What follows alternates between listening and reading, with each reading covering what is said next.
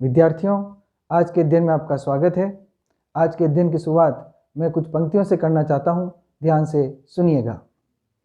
वीर जवानों की गाथाएं तुमको आज सुनाता हूँ, तूफानों में डटे रहे जो उनको शीश झुकाता हूँ। कर्म पथ के वे अनुरागी, मैं तो उनका दास हूँ, उनकी ही आज़ादी में लेता खुलकर सांस हूँ। भारत माँ के प्रणय हेतु करता ये एहसास हूँ, गाकर गाथा उन वीरों की मन से मैं मुस्काता हूँ। वीर जवानों की गाथाएं तुमको आज सुनाता हूँ। तो विद्यार्थियों, आइए आज हम राजस्थान के वीर स्वतंत्रता सेनानियों का परिचय प्राप्त करते हैं और उनकी गाथा को सुनते हैं। सबसे पहले हम राजस्थान के विजय सिंह पथिक के ऊपर चर्चा करेंगे। ध्यान से सुनिएगा और मेरे साथ आगे बढ़िएगा। विजय सिंह पथिक का जन्म उत्तर प्रदेश के बुलंदशहर के गुठावली गांव में 1882 ईस्वी में हुआ। विजय सिंह पथिक का मूल नाम भूप सिंह था। विजय सिंह पथिक 1910 में स्वतंत्रता सेनानी केसरी सिंह बारहट द्वारा स्थापित वीर भारत सभा के सदस्य बनते हैं। राजस्थान के बिजोलिया किसान आंदोलन में पथिक जी ने अग्रणी भूमिका निभाई थी। बिजोलिया आने से पूर्व वे एक क्रांतिकारी थे। वे रास बिहारी बोस के अनुयायी थे। 1915 ईस्वी की देशव्यापी सशस्त्र क्रांति हेतु विजय सिंह पथिक को राव गोपाल सिंह खरवा के साथ राजस्थान में क्रांति की जिम्मेदारी सौंपी गई थी। क्रांति के असफल होने पर विजय सिंह पथिक को पकड़ा गया और उन्हें अजमेर के पास टाटगढ़ की जेल में बंद कर दिया गया। पथिक जी टाटगढ़ की जेल से भाग निकले और चित्तौड़ के ओछड़ी नामक गांव में आ गए। पथिक जी ने 1915 में हरिभाऊ किंकर द्वारा स्थापित विद्या प्रचारिणी सभा के सदस्य बने। साधु सीताराम दास के निमंत्रण पर विजय सिंह पथिक बिजोलिया किसान आंदोलन का नेतृत्व 1916 में संभालते हैं। बिजोलिया का किसान आंदोलन जब बेगू में फैला तो पथिक जी ने वहां आंदोलन की भी बागडोर संभाली और उन्हें वहां पर कारावास की सजा हुई। विजय सिंह पथिक एक सफल पत्रकार भी थे। कृषकों की समस्याओं का उन्होंने प्रताप व नवीन समाचार पत्र के माध्यम से अखिल भारतीय स्तर पर प्रचार किया। What's are the Indian states उनकी देसी रियासतों पर लिखी गई एक पुस्तक है जिसमें देसी रियासतों के बारे में जानकारी मिलती है। 1919 ईस्वी में पथिक जी ने वर्धा में राजस्थान सेवा संघ की स्थापना की और 1920 में उसे अजमेर स्थानांतरित कर दिया। भारत की स्वतंत्रता के बाद पथिक जी राजस्थान सेवा आश्रम की स्थापना कर जन कल्याण के कार्यों में लिप्त हो गए। विद्यार्थियों, अब हम पंडित अर्जुनलाल सेठी के ऊपर परिचय प्राप्त करेंगे। अर्जुनलाल यदि राज्य की चाकरी करेगा तो भारत माता को गुलामी से मुक्त कौन कराएगा? ये प्रसिद्ध पंक्तियां पंडित अर्जुनलाल सेठी द्वारा कही गई हैं। इसी आलोक में हम पंडित अर्जुनलाल सेठी का परिचय प्राप्त करते हैं। पंडित अर्जुनलाल सेठी का जन्म जयपुर राज्य में हुआ। सेठी जी प्रारंभिक समय में चौमुखी में कामदार नियुक्त हुए थे, लेकिन बाद में देशभक्ति की भावना से प्रेरित होकर उन्होंने ये काम छोड़ दिया। 1905-6 ईस्वी में जैन शिक्षा प्रचारक समिति की स्थापना जयपुर में अर्जुनलाल सेठी जी ने की, जिसके तत्वावधान में जैन वर्धमान पाठशाला स्थापित की गई। सेठी जी ने 1907 ईस्वी में अजमेर में जैन शिक्षा सोसाइटी की स्थापना की, जिसे 1908 ईस्वी में जयपुर स्थानांतरित कर दिया गया। राजपूताना की क्रांतिकारी गतिविधियों के पीछे प्रमुख रूप से सेठी जी का हाथ था। इसके कुछ उदाहरण हमको प्राप्त होते हैं। एक, 23 दिसंबर 1912 ईस्वी को भारत के गवर्नर जनरल लॉर्ड हॉर्डिंग्स के जुलूस पर बम फेंके जाने की घटना के पीछे रूपरेखा सेठी जी की ही थी। इस घटना के मुख्य आरोपी जोरावर सिंह व प्रताप सिंह बारहट सेठी जी के ही शिष्य थे। 2, 20 मार्च 1913 ईस्वी के आरा हत्याकांड में भी सभी आरोपी सेठी जी के घनिष्ठ मित्र थे। 3, काकोरी कांड के मुख्य आरोपी अशफाक उल्लाह को सेठी जी ने ही राजस्थान में शरण दी थी और छुपाया था। इन सभी तथ्यों से पता पड़ता है कि राजस्थान में क्रांतिकारी गतिविधियों के पीछे अर्जुनलाल सेठी का हाथ था। लंबे समय तक आरा हत्याकांड व दिल्ली षड्यंत्र के आरोप में वे नजरबंद रहे। बंदी बनाकर उन्हें वेलूर तमिलनाडु जेल में रखा गया, जहां दुर्व्यवहार के कारण वे 70 दिन तक अनशन पर रहे। 1919 ईस्वी में रिहा हुए 1920 ईस्वी के असहयोग आंदोलन में भाग लिया। 1920 ईस्वी के नागपुर अधिवेशन में भाग लिया। 1930 ईस्वी के सविनय अवज्ञा आंदोलन में भी भाग लिया।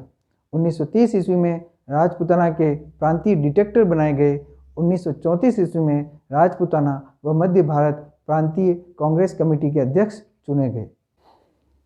जब अर्जुनलाल सेठी जी को जयपुर के प्रधानमंत्री का पद प्रस्तावित किया गया तो उन्होंने कहा, श्रीमान अर्जुनलाल नौकरी करेगा तो अंग्रेजों को भारत से कौन निकालेगा। सेठी जी न केवल एक स्वतंत्रता सेनानी थे वरन एक साहित्यकार भी थे। उनके द्वारा रचित कुछ पुस्तकें इस प्रकार हैं, शूद्र मुक्ति, स्त्री मुक्ति, और उन्होंने एक नाटक भी लिखा, महेंद्र कुमार। वे आजीवन सांप्रदायिक सद्भाव के लिए प्रयासरत रहे। 22 सितंबर 1941 ईस्वी को अजमेर में इनका देहांत हो गया। मुस्लिम रीति से इनको दफनाया गया। विद्यार्थियों, अब हम जैसलमेर के वीर सपूत सागरमल गोपा का परिचय प्राप्त करेंगे। जैसलमेर में जन जागृति का श्रेय सागरमल गोपा को जाता है। 1940 में इन्होंने जैसलमेर का गुंडा राज नामक पुस्तक छपवाकर वितरित की।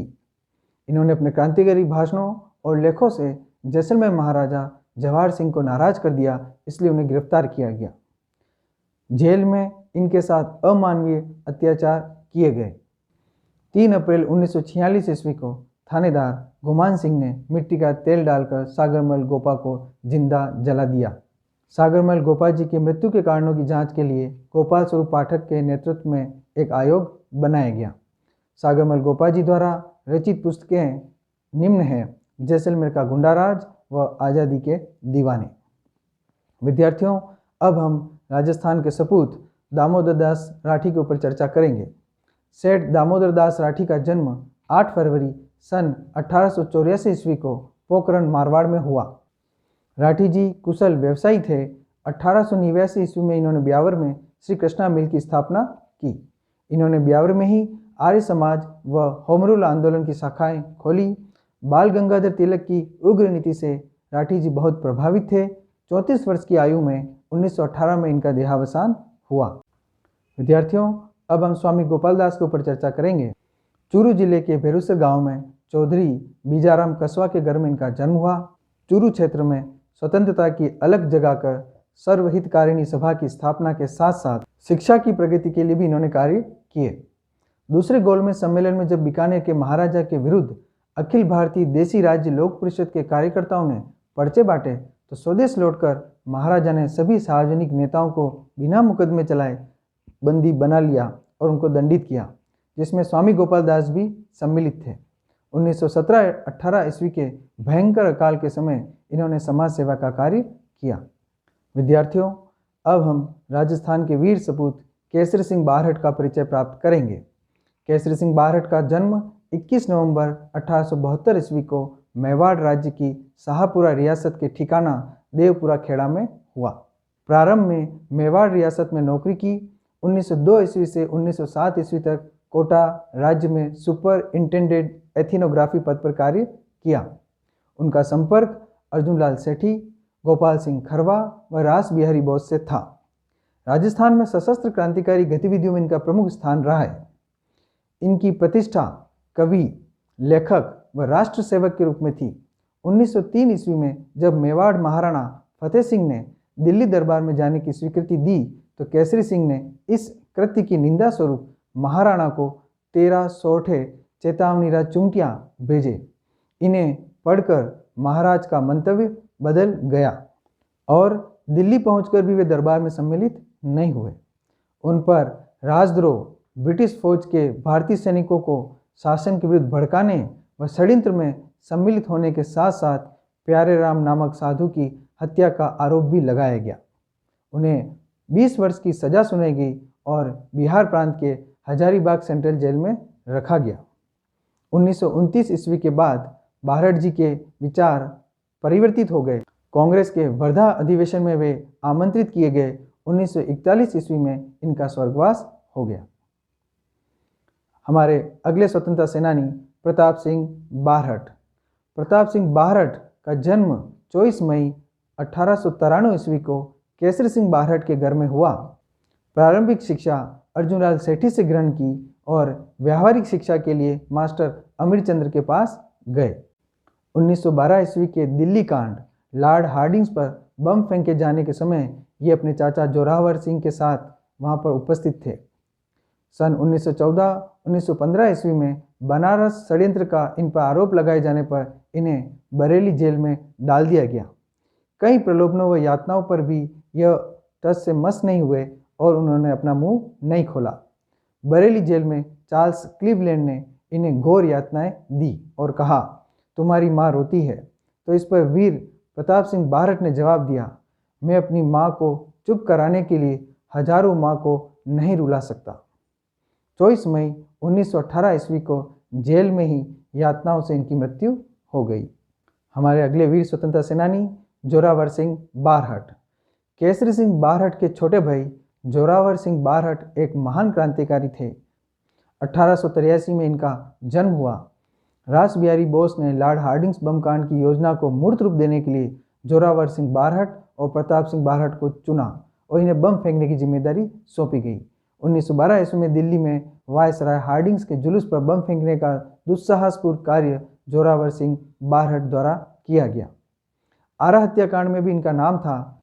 17 अक्टूबर 1939 ईस्वी को कोटा में इनका देहांत हुआ।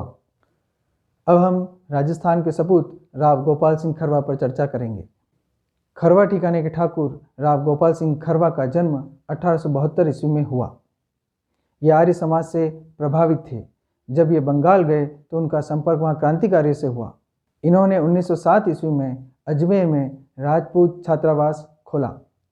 केसरी सिंह बारहट के साथ मिलकर इन्होंने वीर भारत सभा की स्थापना की। प्रथम विश्व युद्ध के समय रासबिहारी बोस ने सशस्त्र क्रांति की योजना बनाई, जिसमें गोपाल सिंह खरवा को राजस्थान में क्रांति का कार्य सौंपा गया, किंतु ये योजना असफल हो गई। 24 जून 1915 ईस्वी को जब इन्हें टाटगढ़ की जेल में रखा गया, किंतु 10 जुलाई 1915 को ही ये उस जेल से भाग निकले। पुनः गिरफ्तार कर इनकी जागीर छीन ली गई। 1920 ईस्वी में ये रिहा हुए। 1956 में इनकी मृत्यु हुई। विद्यार्थियों, आज हमने राजस्थान के वीर स्वतंत्रता सेनानियों का अध्ययन किया है। अगले अध्ययन में हम पुनः एक नए विषय के साथ उपस्थित होंगे। धन्यवाद।